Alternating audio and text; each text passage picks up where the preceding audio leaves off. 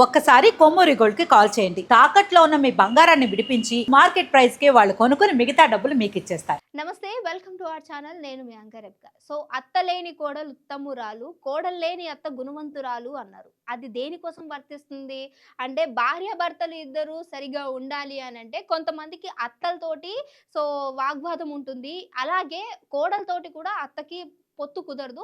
So దీనివల్ల ఇలాంటి ఒక సామెత అనేది పుట్టుకొచ్చింది. అసలు ఈరోజు నేను చెప్పబోయే విషయం ఏంటంటే చిత్తూరులో ఒక దారుణమైన సంఘటన చోటు చేసుకుంది. అది కూడా మీరు తెలిస్తే ఓ ఇలాంటివి కూడా చెయ్యొచ్చా అనే ఒక సంఘటన అక్కడైతే అతి దారుణంగా చోటు చేసుకుందని చెప్పొచ్చు. సో మైనర్ అబ్బాయిని ప్రేమించినటువంటి కోడలు సో తనని ఎక్కడ పట్టుకుంటారో ఎక్కడ తెలిసిపోతుందో అనుకుందో ఆ అబ్బాయి ఎవరైతే మైనర్ బాలుడు ఉన్నారో ఆ బాలుడితోటే అత్తని చంపించబోయినటువంటి కోడలు ఉత్తమ కోడలు అనే అవార్డు కూడా ఇలాంటి వాళ్ళకి ఇవ్వచ్చు అనుకుంటాం మనం. సో అసలు మ్యాటర్లోకి వెళ్ళిపోతే ఏంటంటే చిత్తూరులో ఉన్నటువంటి ఒక ఫ్యామిలీ, ఆ ఫ్యామిలీలో ఇద్దరు భార్యాభర్తలు చాలా అన్యోన్యంగా సో పెళ్ళయి చాలా రోజులే అవుతుంది. అయితే ఏం జరిగిందనంటే వీళ్ళు ఉన్నటువంటి సిచ్యువేషన్‌లో ఆ ఇంటి పక్కన ఉన్నటువంటి ఓ మైనర్ బాలుడితోటి ఈవిడికి పరిచయం పెరిగిందట. సో ఆ పరిచయము కాస్త కొంచెం మెల్లమెల్లగా ముందుకు వెళ్ళి భర్త లేని సమయంలో ఆ అబ్బాయి ఇంటికి రావడం, వీళ్ళిద్దరు ఏకాంతంగా మాట్లాడుకున్న దగ్గర నుంచి ఏకాంతంగా కలిసే వరకు ఈ పరిస్థితి అనేది అంటే ఈ ట్రాక్ అనేది ముందుకు వెళ్ళడం సాగింది. సో చాలా వరకు ఇలా సాగుతూ ఉంది. మరి అత్త అంటే ఇంట్లోనే ఉంటది కదా! బయటికి ఎక్కడికి ఎళ్ళలేదు. మరి కోడలికి ఈ ఎవరైతే అక్రమ సంబంధం అది కూడా కొడుకు వరసతో ఉన్నటువంటి బాలుడితోటి అక్రమ సంబంధం ఎక్కడ బయట పడిపోతుందో, ఈ అత్త బయట ఎక్కడ చెప్తుందనుకుందో ఈ కోడలు తెలీదు గానీ, ఆయనతోటి ఓ మాస్టర్ ప్లానేసింది ఈ ముత్తమ కోడలు. అది కూడా ఎవరైతే ఈ చిన్న బాలుడు ఉన్నాడో అంటే మైనర్ అబ్బాయి ఉన్నాడో ఆయనతోటి ప్లాన్ చేసి నువ్వు ఫాస్ట్‌గా ఇంటికొచ్చేసేయి. మా అత్త ఉండింది ఇప్పుడు ఒంటరిగా. నా భర్త లేడు ఇంట్లో. ఫస్ట్ ఆవిడని చంపేద్దాము. ఆ తర్వాత నా భర్తను చంపేద్దాం అనుకుందో. భర్త గురించయితే ఇంకా ఇన్ఫర్మేషన్ బయటకి రాలేదు. సో అలానే ప్లాన్ యేసుకున్నట్టుగానే ఆ అబ్బాయిని ఇంటికి పిలిపించింది. వచ్చిన తర్వాత ఆవిడ చేతులు, కాళ్ళు మొత్తం కూడా ఇద్దరు పట్టుకొని ఆ అబ్బాయి గొంతు నులిమేసి చంపాలి అనుకుని ప్లాన్ యేసుకున్నారు. సో అలానే ప్లాన్ ప్రకారమే ప్లాన్ ఏ పర్ఫెక్ట్‌గా ఫిక్స్ చేసేసుకున్నారు. ఆ అబ్బాయిని ఇంటికి రప్పించేసింది.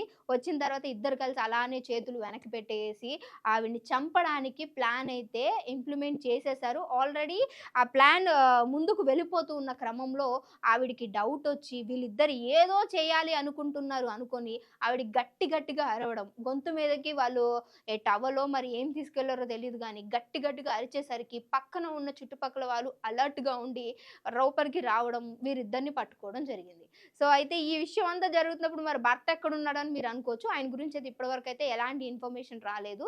సో దీన్ని పోలీసులు బయటకు తీసుకెళ్ళిన తర్వాత ఈ ఇద్దరు ఎవరైతే ఉత్తమ కోడలు, అలానే కొడుకు వరసతో ఉన్నటువంటి ఎవరైతే అబ్బాయి మైనర్ అబ్బాయి ఉన్నాడో వీళ్ళు చెప్పినటువంటి సంఘటన. అంటే ఎలా అయిపోయింది సమాజం అనంటే మైనర్ అని కాదు ఎవ్వరైనా సరే మీ అంటే ఇలాంటి మాటలు నేను మాట్లాడకూడదు. నా ఏజ్ సరైతుందో లేదో నాకు తెలీదు గానీ, మీ కోరికల కోసం భర్త ఉన్నాడు కదా అక్కడ. మరి ఇంకొక చిన్న పిల్లోడు ఎందుకు కావాల్సొచ్చింది? లేదు అనంటే చిన్న పిల్లోడనే కాదు ఇంకొకడు భార్యో, ఇంకొకడు భార్యకి భర్తయిన ఆయనో, లేదు అనంటే ఇంకొక తల్లికి కొడుకైన ఆ అబ్బాయో వీళ్ళనెందుకు మీరు ఆశపడుతున్నారు నాకు తెలీదు కానీ, సో ఇలాంటివన్నీ కూడా ఎంకరేజ్ చేసుకుంటూ ఒకటా రెండా ఎన్ని కేసులు రోజు రోజుకి ఓన్లీ కేవలం అక్రమ సంబంధాలు వల్లే ఇన్ని హత్యలు జరుగుతున్నాయి, ఇన్ని మర్డర్స్ ఇవన్నీ కూడా అవుతున్నాయి అనంటే కారణం అక్రమ సంబంధాలే. ఈ అక్రమ సంబంధాలకి దారి ఎందుకు వెళ్తుంది?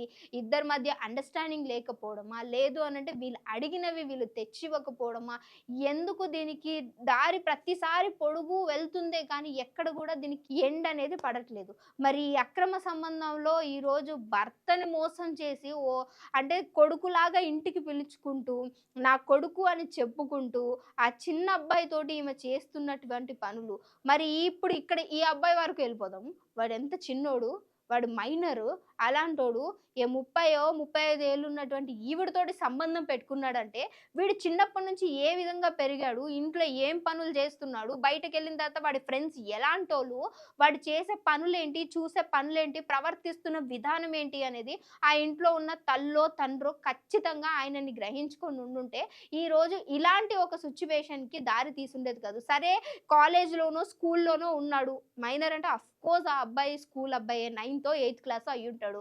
వాడు స్కూల్‌లో ఉన్న అమ్మాయితోటో లేదు అనంటే లవ్ అఫైర్ అన్నాడు అనంటే కొన్నిసార్లు మనం గూడా సరే ఈ ఏజ్‌లో ఇది కామన్ కదా! అని చెప్పేసి 4 దెబ్బలేసో వదిలేస్తారు.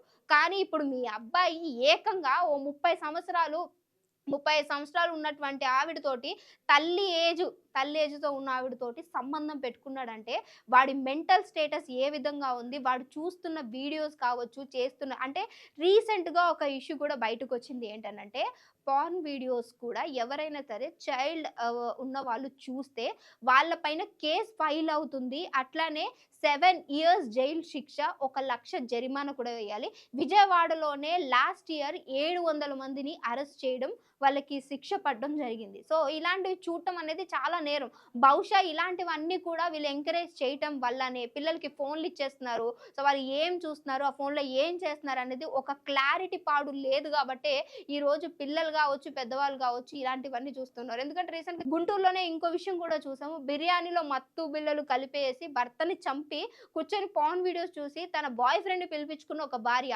ఇలాంటి ఉత్తమ భార్యలు చాలా మంది ఉన్నారు. అమ్మ దయచేసి మీకు గాని పెళ్లి చేసుకునే ఇంటెన్షన్ లేకపోతే, మీకిలాంటి పిచ్చి పిచ్చి కోరికలుంటే దయచేసి పెళ్లి చేసుకోకండి. చేసుకొని వాళ్ళ లైఫ్‌ని స్పాయిల్ చేయకండి.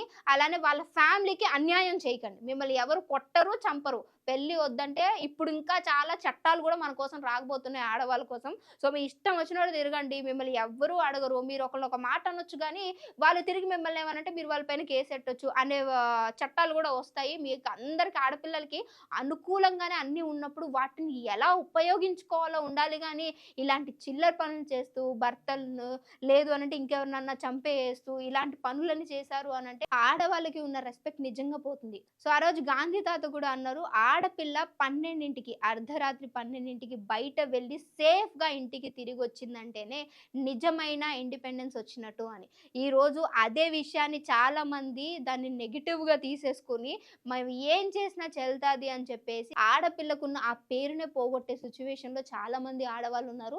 దయచేసి ఇలాంటివి మీకు నచ్చనప్పుడు డెఫినిట్‌గా పెళ్లి చేసుకోకండి.